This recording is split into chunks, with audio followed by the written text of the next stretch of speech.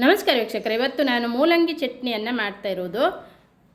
ಮೂಲಂಗಿ ಚಟ್ನಿ ದೋಸೆಗೆ ಹಾಗೆ ರೋಟಿ ಚಪಾತಿಗೆ ಸೈಡ್ ಡಿಶ್ ಆಗಿನೂ ಇದನ್ನು ತಿನ್ಬೋದು. ತುಂಬ ಚೆನ್ನಾಗಿ ಟೇಸ್ಟ್ ಕೊಡುತ್ತೆ, ಎಲ್ಲದಕ್ಕೂ ಸೂಪರ್ ಆಗಿರುತ್ತೆ. ಹಾಗೆ ಈಸಿಯಾಗಿ ಟೇಸ್ಟಿಯಾಗಿ ಹೇಗೆ ಮಾಡೋದಂತ ನೋಡೋಣ. ವಿಡಿಯೋವನ್ನು ಪೂರ್ತಿಯಾಗಿ ನೋಡಿ, ಹಾಗೆ ಇನ್ನೊಬ್ಬರಿಗೂ ಶೇರ್ ಮಾಡಿ, ಲೈಕ್ ಮಾಡಿ, ಸಪೋರ್ಟ್ ಮಾಡಿ. ನನ್ನ ಚಾನಲನ್ನು ಸಬ್ಸ್ಕ್ರೈಬ್ ಮಾಡ್ಕೊಳ್ಳಿ, ಬೆಲ್ ಬಟನನ್ನು ಕ್ಲಿಕ್ ಮಾಡಿ.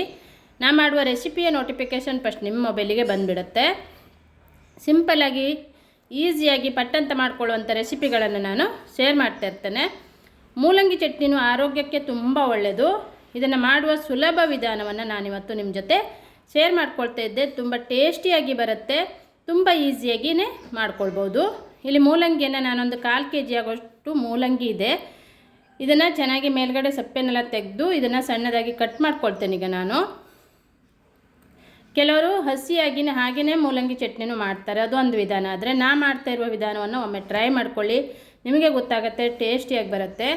ಇಲ್ಲಿ 1 ಟೊಮೆಟೊ, ಒಂದು 5-6 ಬೆಳ್ಳುಳ್ಳಿ, ಒಂದು 3 ಹಸಿಮೆಣಸಿನ್ಕಾಯಿ, ಮೂಲಂಗಿಯನ್ನು ಕಟ್ ಮಾಡಿದೆ, 1 ಈರುಳ್ಳಿಯನ್ನು ಕಟ್ ಮಾಡಿ ಇಟ್ಕೊಂಡಿದ್ದೆ, ಒಂದು ಸಣ್ಣ ಪೀಸ್ ಆಗುವಷ್ಟು ಹುಣಸೆ ಹುಳಿಯನ್ನು ಹಾಕ್ಕೊಳ್ತಾ ಇರೋದು ನೋಡಿ. ಇವೆಲ್ಲವನ್ನು ಒಂದು ಬಾಣಲೆಯಲ್ಲಿ ಎಣ್ಣೆ ಹಾಕಬೇಕು. 1 ಸ್ಪೂನ್ ಆಗುವಷ್ಟು ಎಣ್ಣೆಯನ್ನು ಹಾಕಿದ್ದೆ. ಎಣ್ಣೆಯಲ್ಲಿ ಇದಕ್ಕೆ ಸ್ವಲ್ಪ ಜೀರಿಗೆ ಹಾಕ್ಕೊಳ್ತಾ ಇದ್ದೆ, 1 ಸ್ಪೂನ್ ಆಗುವಷ್ಟು ಉದ್ದಿನ ಬೇಳೆ ಇದು.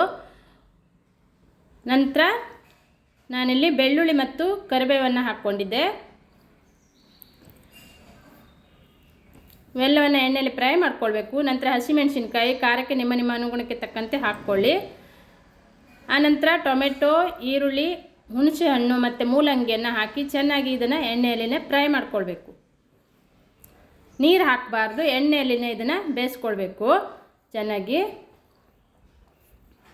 ರುಚಿಗೆ ತಕ್ಕಷ್ಟು ಉಪ್ಪನ್ನು ಹಾಕ್ಕೊಳ್ಳೋಣ.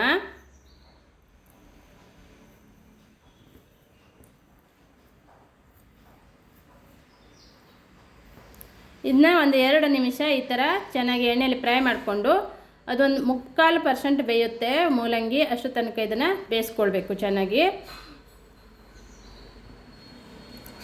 ನೋಡಿ, ಈಗ ಕಲರೆಲ್ಲ ಚೇಂಜ್ ಆಗಿದೆ, ಮೂಲಂಗಿನೂ ಬೆಂದಿದೆ, ಟೊಮೆಟೊ ಈರುಳ್ಳಿ ಅಂತೂ ಮೆತ್ತಗಾಗಿದೆ. ಇದನ್ನೀಗ ತಣ್ಣಗಾದ ನಂತರ ಮಿಕ್ಸಿ ಬೌಲಿಗೆ ಹಾಕ್ಕೊಂಡಿದ್ದೆ ನಾನು.